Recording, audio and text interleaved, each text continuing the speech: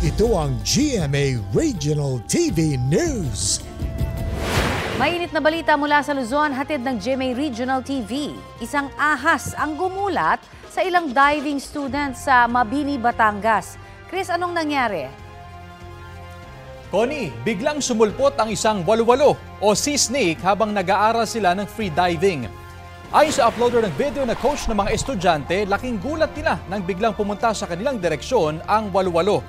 Walang natuklaw ang ahas na hinayaan nilang makadaan. Ayon sa mga eksperto, ang walu-walo o sea snake ay kaya makapag-produce ng venom na 10 beses na mas malakas kaysa sa laso ng isang rattlesnake. Bihira lang daw ang kaso ng sea snake bites dahil hindi naman sila agresibo. Maliban na lang kung sila ay labis na magambala. Sakali namang maka-encounter ng walu-walo habang nasa dagat, sikaping makalayo ng 5 metro mula sa hayop. Kung hindi naman posible, iwasan ang path o dadaanan nito.